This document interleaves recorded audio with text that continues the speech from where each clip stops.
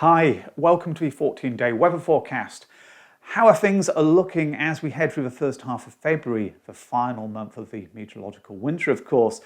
Well, there is the potential, and that's all it is at this stage, for some interesting developments to take place.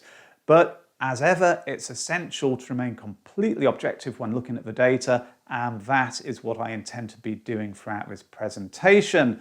There is a lot to go through though, so without further ado, let's get started. And as usual, I'm beginning with the view across Europe and the North Atlantic. The animation runs from 18 GMT, Tuesday the 31st, the last day of January. High pressure is centred to the southwest. It's keeping things mainly dry in the southern and central parts of the UK, as has been the case recently. In the north, it's more unsettled with showers or longer spells of rain, hill snow there in Scotland. Also, note the tightly packed isobars. It is very windy indeed. In the short term, not a great deal changes. Showers, longer spells of rain in Scotland, hill snow, windy conditions.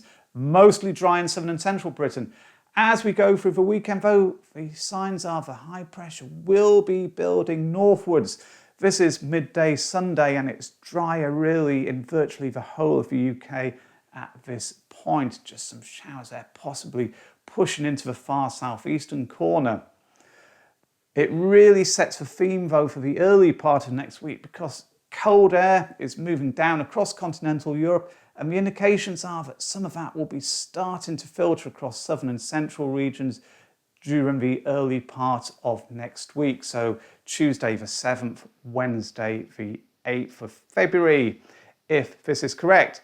Taking a look at the air temperature sequence associated with that. So these forecasts are at about 1,500 metres above sea level. The UK is here. And to start off with, there's light blue shading covering us. It's indicating air mass temperatures close to or a little bit below the 30-year average.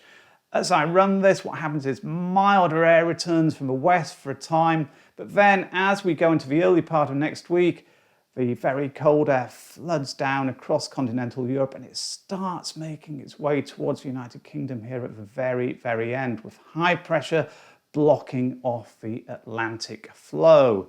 What does all that mean in terms of temperatures which we can expect down at the ground level? To start off with, Wednesday the 1st of February, forecast maximums close to the average, really 7s or 8s in much of England and Wales, a little bit colder as you go northwards. Then by Friday, the values have climbed, 11s or 12s, so it's mild as that Atlantic flow moves back across all areas. Into the weekend, so Sunday, temperatures dipping back towards the average at this point, but still not cold at all.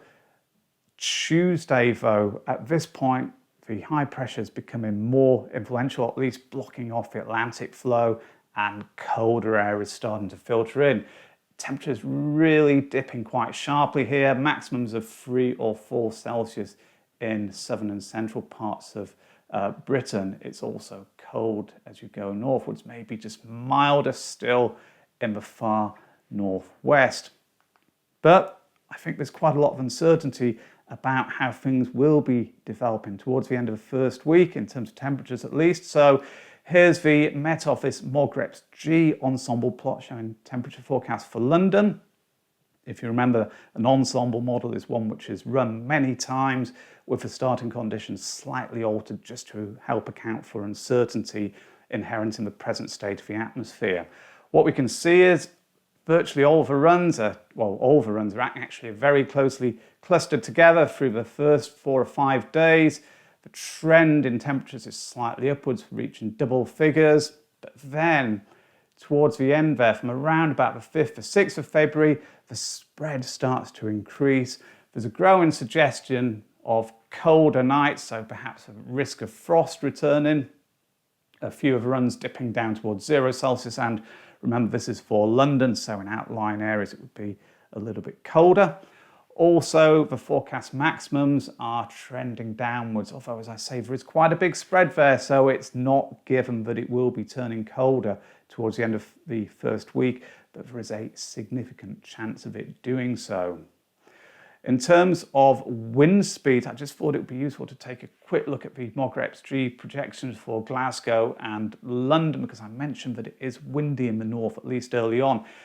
And this shows it quite well, I hope. What I've done is I've overlain the Glasgow data onto the London set. So the higher cluster here is for Glasgow, the lower one is for London. What we can see is gusts of 40 or maybe approaching 50 miles per hour there in the northwest, somewhat lower in the south, only 20 or 25 miles per hour.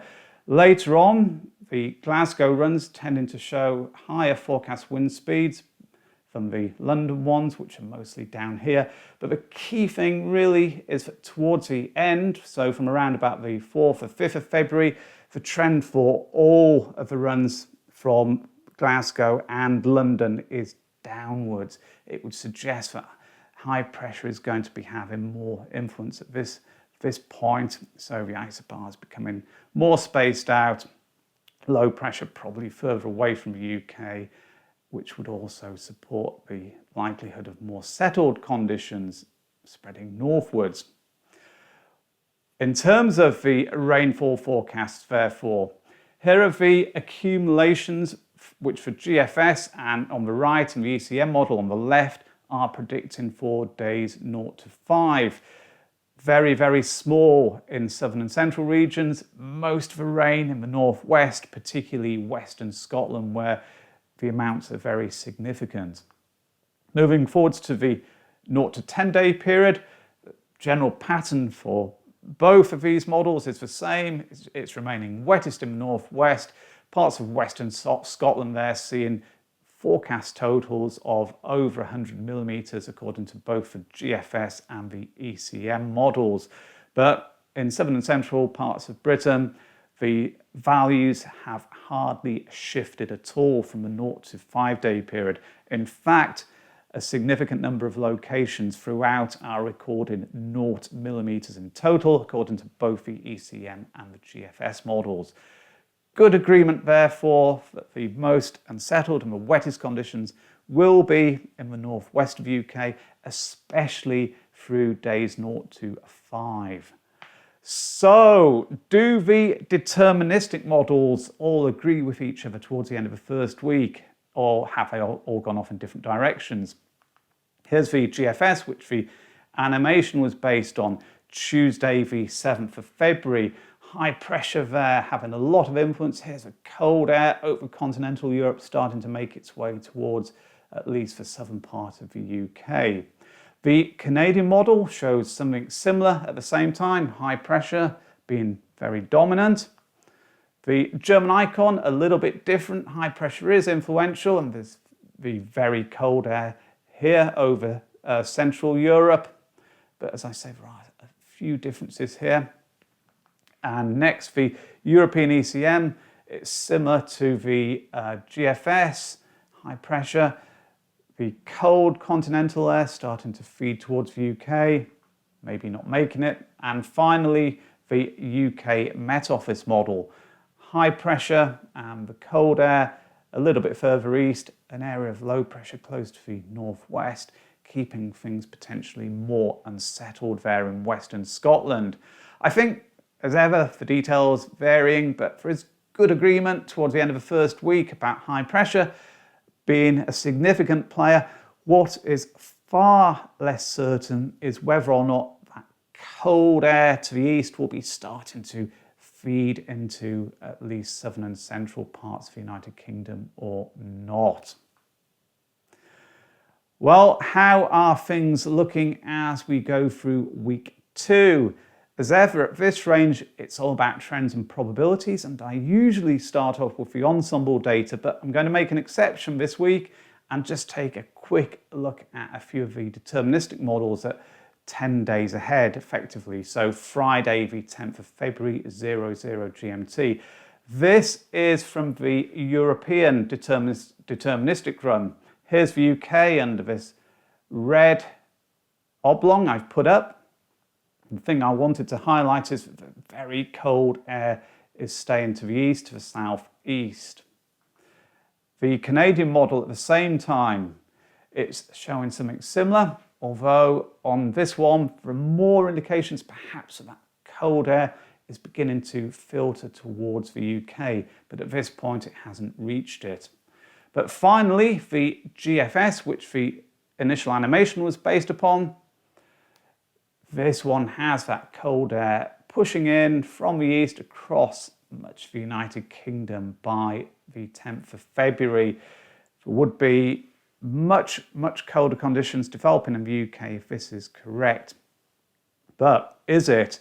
The other two deterministics don't really support the idea. They keep the cold block to our east, to our southeast. Therefore, it's onto the ensemble data now.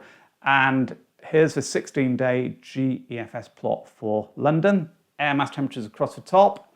The thick black line, the 30-year average. The thick purple line, the ensemble mean. And it's a little bit below the 30-year norm through the first 5 days or so. Here's the GFS operational run. It's represented by the thick green line. So it's the output from the run for the entire 16-day period. And if you remember, when I showed the 10-day chart from it, it had the cold air moving into the southern part of the UK. It is one of the coldest runs in the ensemble. We can see it's dipping down here. One or two of the others support it, but the majority don't. And towards the end there, the ensemble mean actually climbs up above a 30-year average. What it's suggesting is that the GFS operational, bringing that cold air in from the east, is not well supported at this stage by most of the runs in the ensemble. It doesn't mean that it will be wrong, but it does point towards a low degree of confidence in that particular evolution. Across the bottom, rainfall, not many spikes showing up, although they increase towards the end. Often dry, an increasing risk of it turning wetter towards the end of the second week, if this is correct. I think it's worth as well just bringing up the data table showing air mass temperatures. It's a little bit easier, I think, perhaps than seeing all the squiggly lines just to determine what's going on. Through the second week, the amount of purple, those are runs going for -4 Celsius or lower at the 850 HPA level, are decreasing. And the number of runs which are going for -10 or lower at this level, that indicates deep cold in the UK, never climbs above 13% on this particular data table, just there on the 10th. So a low but not negligible chance of it turning very cold. A good signal though for it to turn rather cold. And here are the 2-meter temperatures, again from the GEFS, so the same computer model runs. Dark green dominating the columns early on, so for London, what that suggests is maximum temperatures of between 1 and 5 Celsius. Rather cold conditions being favoured through the first few days of the second week.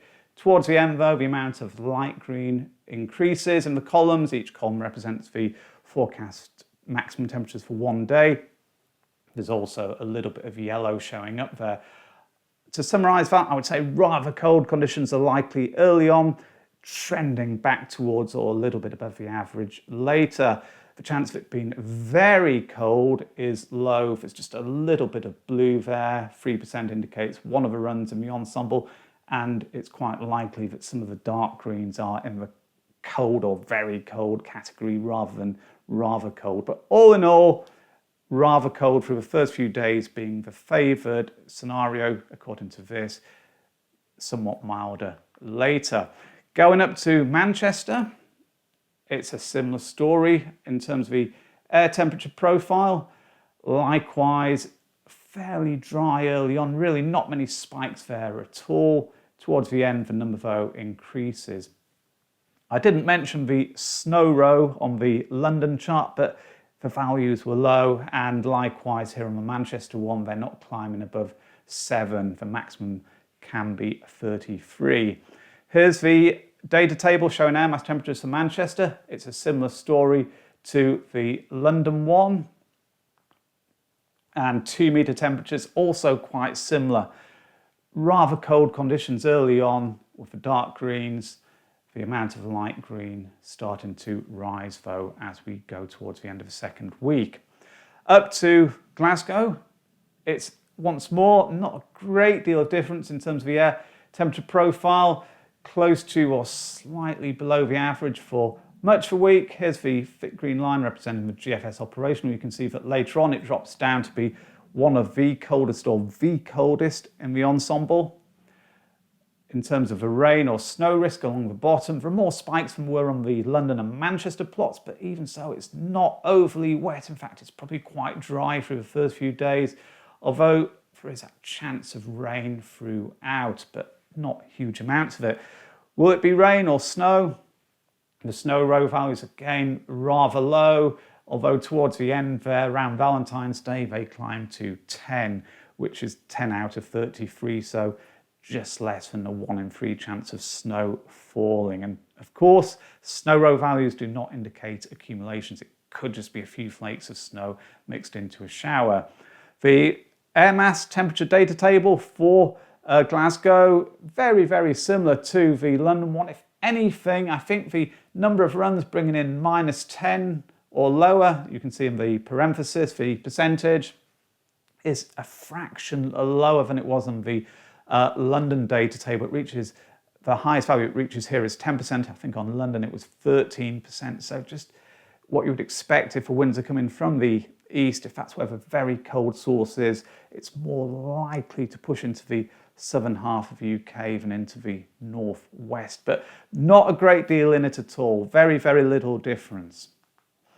Glasgow 2-metre temperatures, dark greens, making up a large percentage of the column. So, as I say, maximums are between 1 and 5 Celsius, but it's important to remember, of course, that the averages as you head northwards in the UK are, of course, a little bit lower. So, relative to the average, there isn't much difference between the London, Manchester, and Glasgow data tables. In fact, early on, if anything, it's possible that the anomaly is tipped most negatively in the south or southeast of the UK because of that continental influence.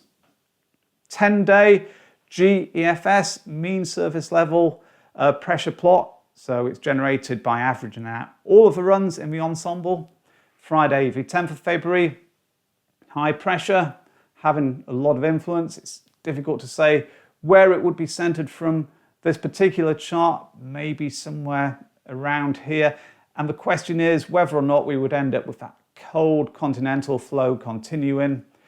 Would we pull in very cold air from the east, the northeast, so a long feed east or northeasterly flow, or will this high pressure be slipping southeastwards and milder southwesterly winds starting to return? The European ECN chart shows something very, very similar. As I always point out, it's really important not to read too much into these mean plots because of the way they are generated. They could be masking clusters of more likely outcomes. But all in all, high pressure being a key factor in the weather at this stage. Because of the uncertainty with those mean pressure plots, I just wanted to bring up the postage stamps as well, once more from the GEFS. February the 10th. Each one of these stamps shows the forecast output from one of the runs of the ensemble model. Yellows and oranges indicate high pressure, purples and blues areas where low pressure is close by. The UK is in the middle of the plots. I think high pressure having quite a lot of influence. It's close to the UK on many of these. If I just move forwards to the next set of postage stamp charts, one on the left is showing forecast maximum temperatures, for one on the right, forecast 850 HPA temperatures, so 1500 meters aloft.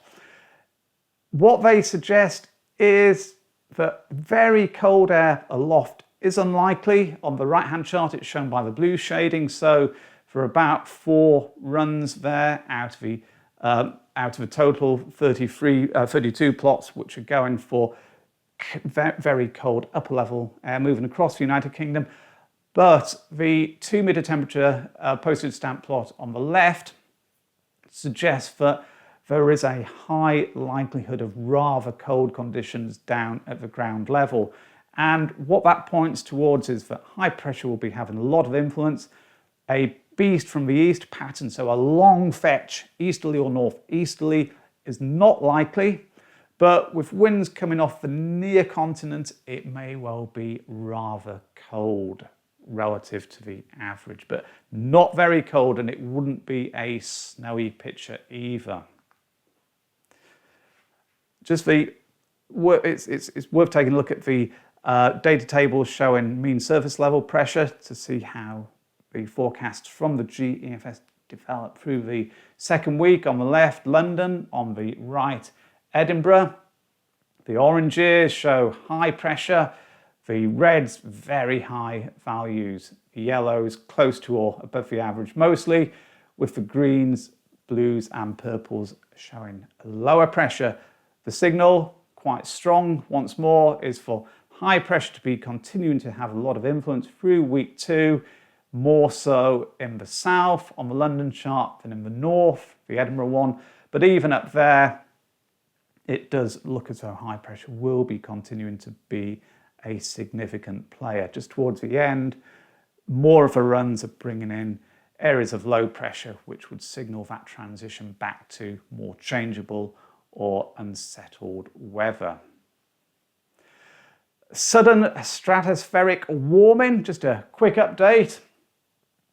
Remembering that what an SSW does is it potentially has an impact on the weather in the UK. If an SSW occurs in the winter, the chance of cold weather developing 2 or 3 weeks later is increased. Is an SSW or a major SSW looking likely? So a major SSW is where zonal winds at 60 degrees north reverse. So instead of flowing from the west to the east, they go from the east to west. And what we can see is that in the short term, zonal winds are actually strengthening according to most runs in the GEFS. They have come from quite a low point. There has been some warming, some minor warming in recent days, but certainly not a major SSW. But towards the middle third of February, the runs start dipping away again. And just at the very end there are 1 or 2 which are suggesting a reversal could take place, a major SSW. Here are the temperatures at the same level, so 10 HPA in the stratosphere at 60 degrees north. They're dipping in the first week or so, so it's becoming colder, the opposite of an SSW, of course. Towards the end, they start to increase, and that ties in nicely with the suggestion of zonal winds slowing down in just 1 or 2 of the individual runs, bringing in a reversal. But the simple question is an SSW imminent? Well, we've had that minor warming in recent days, but a major SSW has not been imminent. It has not happened, and it is not imminent according to the latest computer model data. But some suggestions that mid-February does need watching closely. So, to summarize the next 2 weeks, week 1, it's wettest in the northwest. Rain amounts will remain small in southern and probably central parts of the UK. Windy or very windy at times in the north, although later on it starts to become less so. Temperatures close to or above the norm for much of a period, perhaps dipping towards the end, especially in southern and central regions as more of a continental flow starts to develop. Week 2, it looks as though it's going to be rather cold for a time. That would lead to patchy frost and fog. Wet conditions remain most likely in the northwest. Towards the end, though, the risk of rain increases in all areas, particularly in the northwest again, and temperatures start to trend upwards. The scenario which that paints through week 2 is for high pressure to be close to the UK, a continental drift, so air coming in off the near continent through the first few days at least. That leads to the rather cold conditions, and then the high pressure begins to slip away further southeastwards, allowing milder air to start returning from the Atlantic. But saying that, there is perhaps a 15 to 20% chance of a very cold and wintry spell of weather developing. A few of the runs are showing very cold air coming from a long way east or northeast, moving right across Western Europe and towards the United Kingdom. It's certainly something to keep an eye on. Mid-February can often bring the coldest weather to the UK, but at this stage at least, the idea is being floated as just a relatively low possibility by the computer model data. It is not the favoured solution by a long way. So, there we have it. It looks like we could see somewhat cold weather for a time through the middle of the forecast period, and there is that low chance of a classic easterly spell developing through mid-February. Anecdotal, but in my experience they used to be relatively common. In recent years they've become exceedingly rare. Valentine's Day, as I remember it, would quite frequently bring cold weather. It would quite frequently bring at least the possibility of a suggestion of snow. February 1991 was a classic, but there were others as well before it in the 1980s. I remember them very well because my birthday happens to be around that part of the year. Anyway, thank you very much for watching this video. I hope you found it useful and enjoyed it. If you did, then please consider giving it a like, and if you subscribe to the channel, you'll be notified when I publish updates in the future. You'll never need to miss them. Thank you very much now. Bye.